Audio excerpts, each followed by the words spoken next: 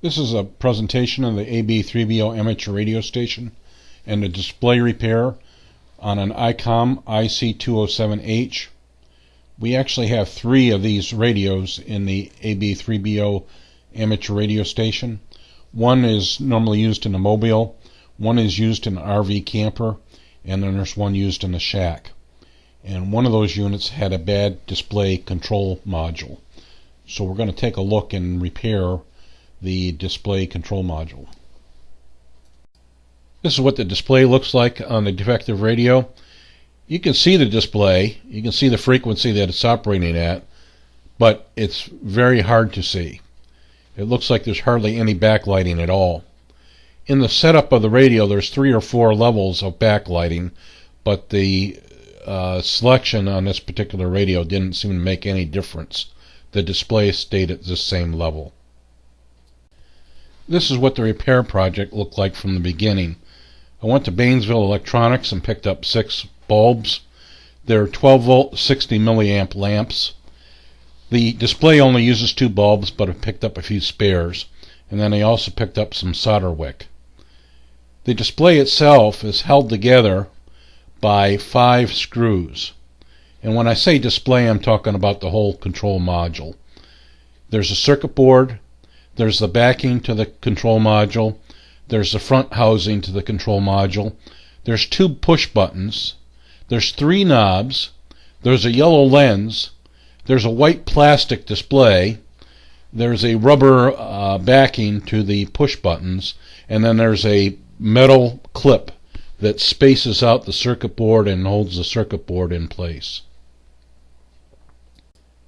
In normal operations, that white display module that's in the bottom right hand corner sits on top of the circuit board that you see in the picture here. In order to separate the white display from the circuit board, we actually had to pry the white display off the circuit board, and it actually broke the leads to the bulb. You can see the bulb is actually melted into the white display in the hole on the left hand side, and so we had to actually break the leads on the bulb and pull it off of the circuit board, pull the white module off the circuit board. Here's an image of the circuit board with the empty hole on the left hand side where the left bulb went, and then there's the defective bulb still in the circuit board on the right hand side. This is an image of the bulb desoldered from the circuit board, the defective one that was originally in the board, and the new bulb that's going to go in its place. This old bulb that was pulled off the board appears to be a little bit bigger than the bulb that's going to go into the board. I have a funny feeling that the 2 bulbs that were on the board were 100 milliamp or higher current draw bulbs compared to the new one that's going to go into it.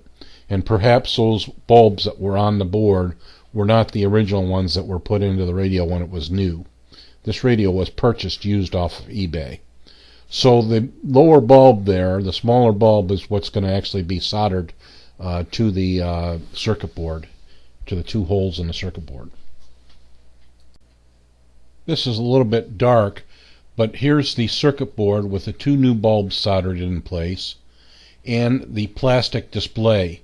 You can see on the left side of the plastic display the bulb has been removed. That display area there is cracked, but we're going to use it as it is. This is the first stage of the reassembly of the control module.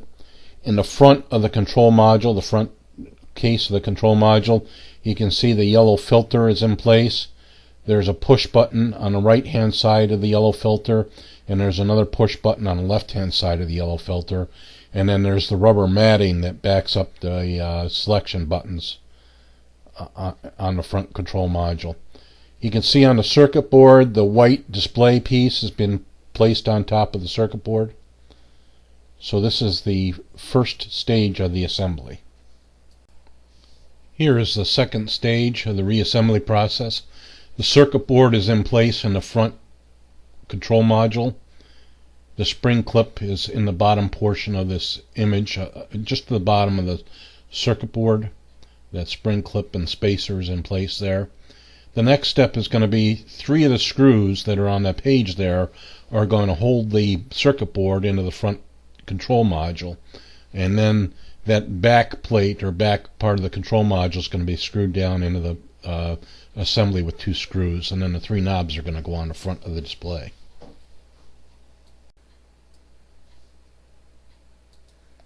This is the control module reassembled. All the parts are back together again. Here's the display module or control module mounted on the front of the radio and in operational order. This looks a lot better than it did in the beginning when it was defective. It's actually brighter. You can actually see the display a lot easier.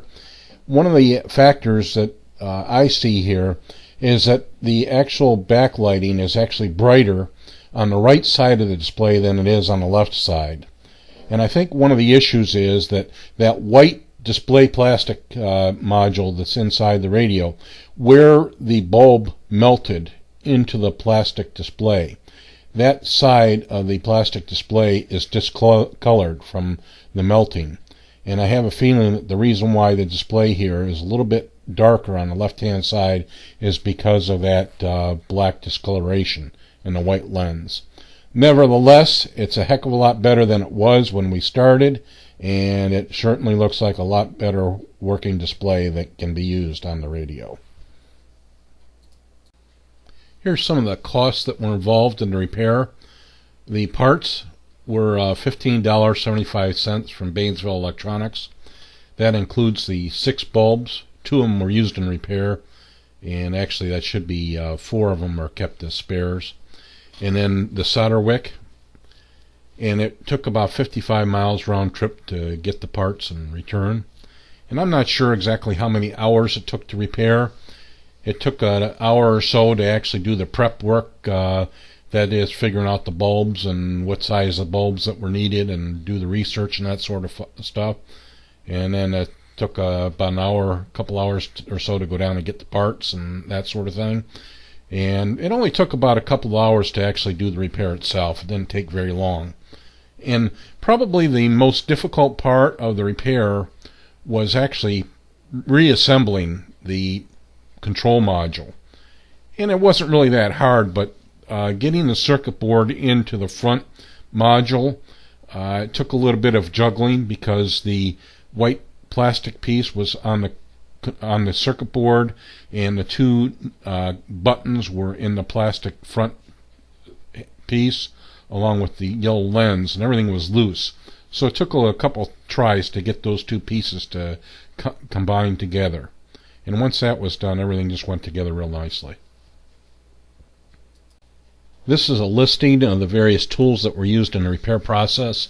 The needle nose pliers, a set of wire cutters, Phillips screwdriver, standard screwdriver, Kessler solder, and I'm sure that Kessler solder was older than the actual radio itself, wet paper towel, an extension cord, a Weller soldering iron, a 25-watt soldering iron, and I know that's definitely older than the radio, and solder wick.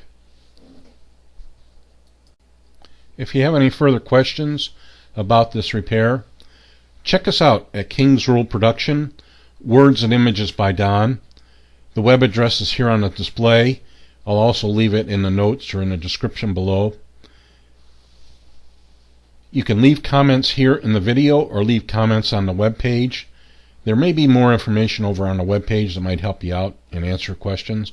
And you can also leave me comments over on the web page if you need to.